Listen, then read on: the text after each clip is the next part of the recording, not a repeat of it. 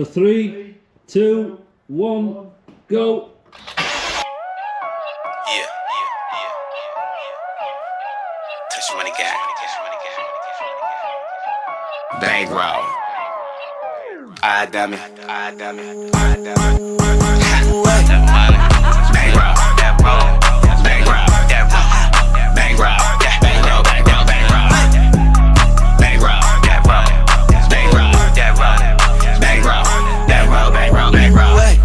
Bankroll. Bankroll. Ain't no place I can't go. Nothing I can't buy. I'm too goddamn fly, super fragilistic, bankroll so vicious like halitosis. Bitches they striking, they posing them, look like money, yep, and they know it. Grinds filling the cup, bartender, you know I'm a. Hi guys, welcome back to the channel. Hope you're all well. We've been super busy here, as you can see. Look at that, getting this thing back together.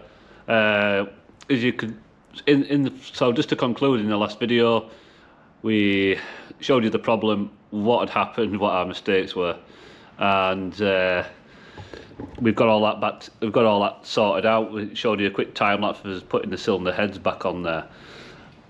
So we've cracked on in the meantime, got everything buttoned up back together, the wiring loom and everything in nice. We've not hit many problems at all, to be fair. It's just a real pain getting everything back in. Some interesting stuff though, as you can probably see. We have the airbox covers off. That's the reason being is that we just sort of scanned through the car just to double check. It's fitted with these K&N panel filters, which are washable. So we've had them out, washed them out in some hot soapy water overnight, dried them out, so they're good to go.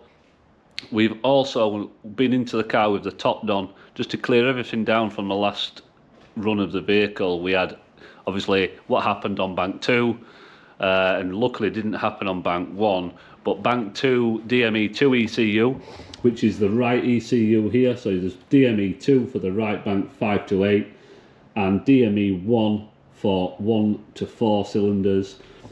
We had lots of injection fault codes, injection shut-off, and misfire codes on there. So we've been in, done a health check on the car with a top done, which is, you know, on these it's really, really good. Gives you everything you need to see. So we've been in there, cleared everything down, and we scanned through a bit of live data while we were there. We're just priming some fuel up, you know, checking for leaks, this sort of thing, before we go any further. And what we did notice is we had a real abnormality on the airflow meter on bank 2. And what it was doing, basically the difference between the readings, the live data, just sat there, was actually around 2 kilos of air difference between bank 1 and bank 2. Now, what you won't know is, since we've had the M5, we've always had an intermittent lean bank condition on bank 2. And we've been down the injector route, we've put new injectors in it, coded them in, and we keep getting this lean condition code. And that's got, you know, we put it now down to, from seeing that yesterday, that the airflow meter on bank 2 is not reading the same amount of air as bank 1. So what's happening is it's actually seeing not enough air going in. So there's 2 kilos more air being shown on the live data going in bank 1 than bank 2. So all I can put that down to, maybe, is because it's not seeing the air, it's not putting the fuel in. Whether it works on a compensation scheme on the ECU map, I don't know. And that's sort of leaning it out on bank 2. Possibly to what the Lambda wants to see, you know, it's coming into a lean condition. The Lambda sensors are good, reading 1, which is basically, you know, 14 AFR, which is 1 Lambda, which is what you want to be seeing. When we get into some boost, which on this car, I don't know if you know, but on the twin turbo setup, you would automatically expect what bank 1 to run on one turbo, bank 2 to run on the other turbo. Some cars are set up that way.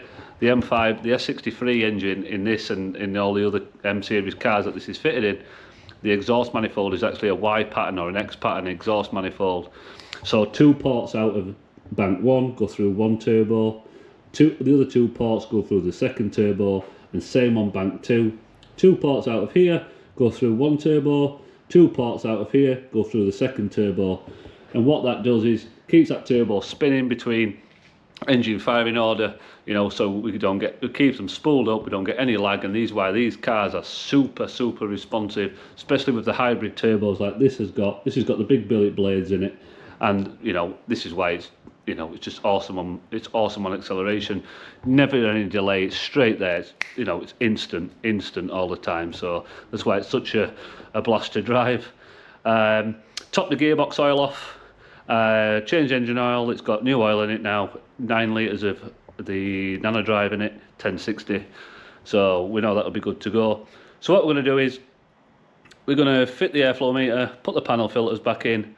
We might have to mess around with the vacuum bleeder for the coolant once we get to that point, and top the power steering fluid up, and we're hoping though, because this is a direct system, it's not in the boot, you know, it's not in the back of the car or anything like that, we might not have to vacuum bleed it. Only thing we do have to be concerned about is there's a radiator in each side of in the wing, which is really low point. It's a really low point, they're really low down compared to this is the top coolant radiator here. It's really low down compared to the rest of the cooling system, so we might even just crack these pipes off here, back bleed them into the spider pipes down here. This is a spider down here, you can't see it at the minute, without us having to need the vacuum bleeder, you know. Maybe a bit of RPM will pull it through, but we'll watch the temperature live anyway, if everything runs okay. So that's the big question. You might see some masking tape on here. This is for a methanol injection kit. We never use it, to be fair, and it's not a good kit. So we're just going to stick some blanks in here. I've taped these up, I've just put some tape over, there's some live pipes here. I don't want the engine drawing in any unmetered air, causing an airflow difference from what it's seen on the airflow meter, so that'll be okay. I'm not going to put it into any boost obviously on here, but we'll get some MPT, I think they're in 1/8 MPT or 1/4 MPT blanks for that, should everything go well. Yeah, so exciting. So that's enough waffling. Let's get the panel filters back in, let's scan through everything again, and we'll go for a start and see what happens. Right, so we're on with getting this thing ready to run. Got Liam up here in the car. Here we go, here's Liam, right. And he's on the top down, performing the coolant system bleed, which is another feature of Top Don. Works absolutely incredible on here. So all he's doing there is carrying out a procedure to bleed these radiators. There's one in each wing.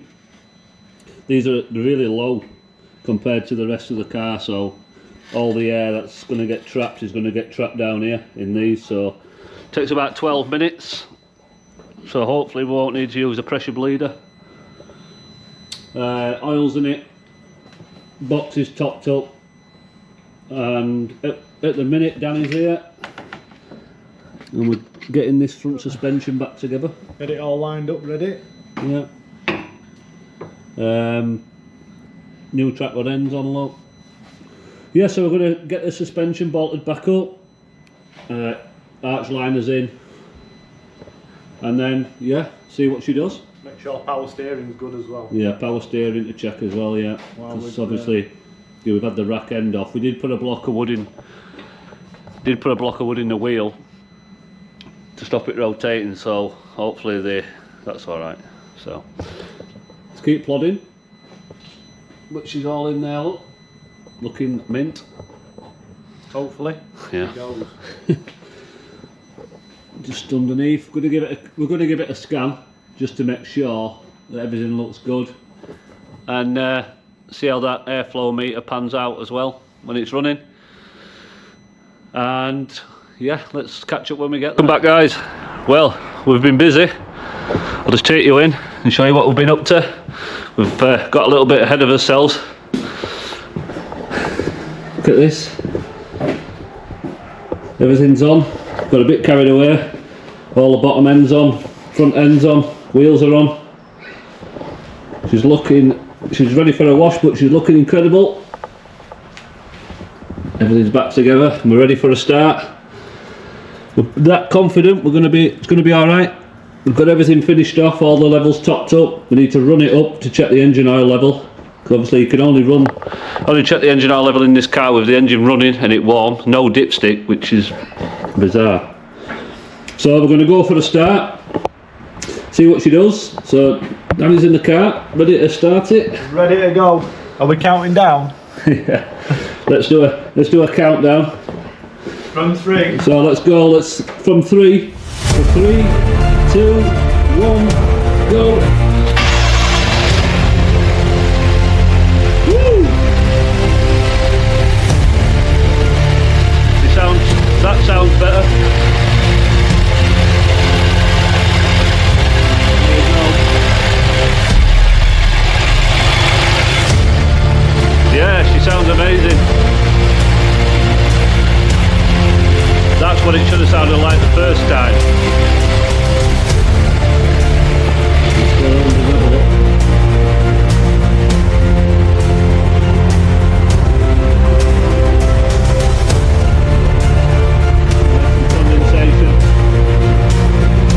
So just a bit of condensation out the exhaust there, nothing to worry about. It's been seriously cold in here since the car's been, so there's been a lot of there'll be a lot of water in the exhaust from condensation. But wow, what a job.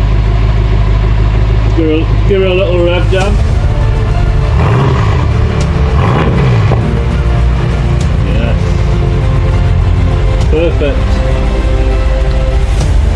So we're going to run her up to temperature. It's got one warning on there, which is SOS, no fault codes. SOS call system, which is the BMW online system, so if you have a breakdown or a crash or something like that, obviously you'd be, this isn't working, but basically that's what it's for. So that's what the SOS button's up there for, which is, we're not quite sure why it's not working, but we'll have a look. Yeah, we need to give it she needs a good clean and a good valet. As you can see, she's running, everything's good, no leaks. So I'm mega happy. Let's run her up, check the oil level, and then we'll pull her outside. Right, so now we're doing an engine oil measure on Top Don. As you can see, this is warming the engine up now. And what Top Don does is it puts some load on the engine automatically. That's why it's revving, as you can hear. This is going to load the engine up to get it to 80 degrees so it can measure. As you can see here, we've got loads of exhaust condensation. These silencers will be full of water from it being stood. Obviously in a cold garage and then warming up and then going cold again. So this isn't smoke, by the way. You can see starting to clear up now. Just water. Got all the condensation on the camera lens there, which is clearing up. So this will put some load on, help bed that engine in a little bit. We'll get this done, we'll check the oil level. It's a bit crazy how you can't check the oil level with a dipstick though. Still can't believe it, to be honest, so you've got to make sure you put enough in to run it. So we'll get this warmed up, we'll get the engine oil topped off and then we'll pull it outside. Right, so we've done the oil level check, that's at maximum. It's perfect, so we're just going to put the bonnet down now, ready to move. Let's see if she drives. We've put around about 7 litres of transmission oil in this, and we've just checked the level again. The levels, it's coming out of the fill point on the transmission. So let's see if we can get it off the ramp and see if she'll move. So this has been a long time coming, 2 months since this car went in here. So yeah, here she comes up, looks like she's moving. Awesome.